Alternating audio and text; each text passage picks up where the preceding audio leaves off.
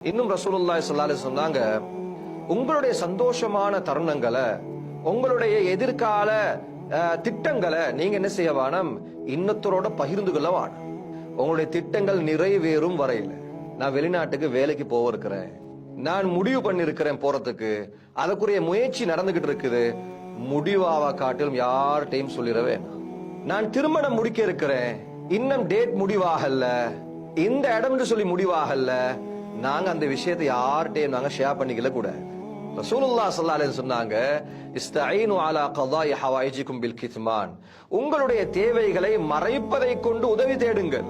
ஃபஇன்ன குல்ல ذீ நிஅமத்தின் மஹ்சூதா, நிச்சயமாக ஒவ்வொரு நிஅமத்தும் அதற்கென்று ஒரு பொறாமைக்காரன் இருக்கிறான். எல்லா நிஅமத்தும் நாங்க நினைக்கிறது இதுக்குமா பொறாமைப்படுவாங்க, இல்ல, அனைத்துக்கும் பொறாமைக்காரன் இருக்கிறான். ஃபஇன்ன குல்ல ذீ நிஅமத்தின் மஹ்சூதா. அதனால இந்த உலகத்துல அல்லாஹ் எனக்கு எதை கொடுத்திருக்கிறானோ அது கொஞ்சமோ அதிகமோ, அதிகமானவர்கள் அவர்களுக்கு மேல பாத்திரக்கூடாது. அதனால தான் இஸ்லாம் சொல்லுகிறது, துனியாவுடைய விடயத்துல நீங்க உங்களுக்கு மேலுள்ளவர்களை பார்க்க வேண்டாம். ஒரு இமாம்கிட்ட ஒரு ஆள் கேட்கிறாரு, பேராசையும் பொறாமையும் என்ன விட்டு போறதுக்கு நான் என்ன பண்றது? பேராசை வரக்கூடாது, எனக்கிட்ட பொறாமை வரக்கூடாது, இந்த இரண்டு கெட்ட குணங்களும் என்னிடம் வராமல் இருக்க நான் என்ன பண்ணணும்? அவர் சொன்னாரு, நீங்க ஏழைகளுடைய சகவாசத்தையும், சொஹ்பத்துல் மசாக்கீன், இதே மாதிரி நீங்க இயாதத்துல் மரீத், நோயாளிகளையும் விசாரிக்க போங்க. ஏழைகளோட சகவாசத்தால என்ன கிடைக்கும்னு கேட்டா, அவர்களுடைய அன்பு, அவருடைய அரவணைப்பு.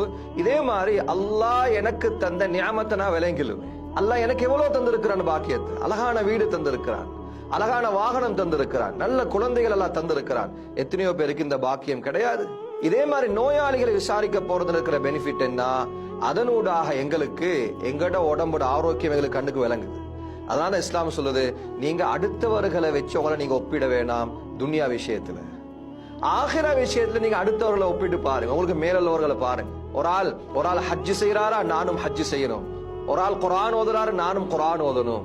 ஒரு ஆள் செலவழிக்கிறார், நானும் செலவழிக்கிறேன். ரசூலுல்லாஹி ஸல்லல்லாஹு அலைஹி வஸல்லம் பொறாமைய அடியோடு ஹராமாக்கினாங்க. ரெண்டு விஷயத்துல தவிர. ரெண்டு விஷயத்துல பொறாமப்படலாம், ஆனா இது எப்படியாப்பட்ட பொறாமை? நான் யார் மீது பொறாமைப்படுகிறேனோ அவர்கிட்ட இருக்கக்கூடிய விடயம் இல்லாமல் போக வேண்டும் என்றல்ல, மாற்றமாக அவர் மாதிரி நானும் ஆகணும். முதலாவது சொன்னாங்க ரசூலுல்லாஹி ஸல்லல்லாஹு அலைஹி வஸல்லம், குர்ஆன் கொடுக்கப்பட்டவர், குர்ஆனுடைய அறிவு கொடுக்கப்பட்டவர், அவருடைய குர்ஆன் ஓதுதலை நாங்க கேட்கிறோம், அவருக்கு குர்ஆன் மூலமாக கிடைக்கப்பெறும் நன்மாராயங்களை நாங்க கேட்கிறோம். கியாமத்துடைய நாளையில எல்லா மனித கோடிகளுக்கு முன்னால அல்லாஹ் அந்த ஹாபிஸுடைய உம்மா வாப்பா ரெண்டு பேரையும் கூப்பிடுறான். அந்த ரெண்டு பேரையும் கூப்பிட்டு ரெண்டு பேருடைய தலையில கிரீடத்தை அணிவிக்கிறான். ரசூலுல்லாஹி ஸல்லல்லாஹு அலைஹி சொன்னாங்க, உங்களுடைய வீட்டுக்குள்ளால் சூரியன் இருந்தால் எவ்வளவு பிரகாசமாக இருக்குமோ அதை விட பிரகாசமா இருக்கும் அந்த கிரீடம். இது மாதிரி குர்ஆனுடைய ஹதீஸுடைய சம்பந்தப்பட்ட விஷயங்களை கேட்கிற நேரத்துல இவருக்கும் பொறாம வருது, நானும் ஒரு ஹாஃபிஸ் ஆகணும், நானும் இல்ம படிக்கணும், நானும் ஷரீஆவை படிக்கணும். சொன்னாங்க ரசூலுல்லாஹி ஸல்லல்லாஹு அலைஹி வஸல்லம், இது வரவேற்கத்தக்க பொறாமை. இன்னொரு பொறாமை என்ன? ஒரு தடவந்தர் என்ன செய்யறாரு, தானம் பண்ணுகிறார், தர்மம் கொடுக்கிறாரு, எல்லா காசு பணங்கள்லயும் ஒரு பகுதியை ஒதுக்குறாரு. இது யாருக்கு? இது ஏழைகளுக்கு சொந்தமானது.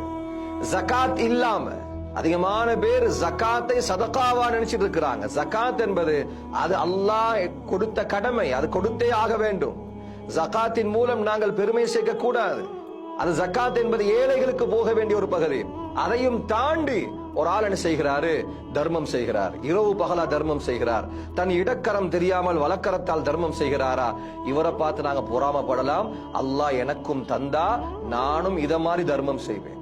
தவிர்த்து இந்த உலகத்தினுடைய அற்ப சொற்ப விடயங்களுக்காக இன்னொருவர் மேல் நாங்க பொறாமப்படுவது எந்த விதத்திலும் இஸ்லாம் இதை வரவேற்கிறது கிடையாது. அதனால நாங்கள் வாழும் காலமெல்லாம் அடுத்தவர்களுடைய பொருளை பார்த்து ஆசைப்படாமல் கொடுக்கப்பட்டதை கொண்டு நாங்கள் திருப்தியான நிலைமையில வாழுவோம். வாசிப் அலி வாசிப் என்று சொல்லக்கூடிய மிகப்பெரிய ஒரு பேச்சாளர், அவர் சொல்லுவது உண்டு, என்ன, என்னிடத்திலிருந்து ஒரு நியாமத் பறிபோய்விட்டால், என்னிடத்திலிருந்து ஒரு பாக்கியம் பறிபோய்விட்டால் நான் உடனடியாக விளங்க வேண்டிய விடயம் என்ன தெரியுமா? இருக்கிற நியாமத்தை நான் ஏற்றுக்கொள்ள வேண்டும், நான் அதற்கு நன்றி செலுத்த வேண்டும் என்ற உணர்வை உடனடியாக ஆக்கிக்கொள் என்பதாக வாசிஃப் அலி வாசிப் என்று சொல்லக்கூடியவர் பாத் சே பாத் என்ற கிதாபில் பதிவு செய்கிறார். வல்லல்லாஹு சுப்ஹானஹு வ தஆலா நம் அனைவரையும் இறுதி மூச்சு வரையில் அவன் விரும்பியபடி வாழ வைப்பானாக. அஸ்ஸலாமு அலைக்கும் வரஹ்மத்துல்லாஹி வபரகாத்துஹு.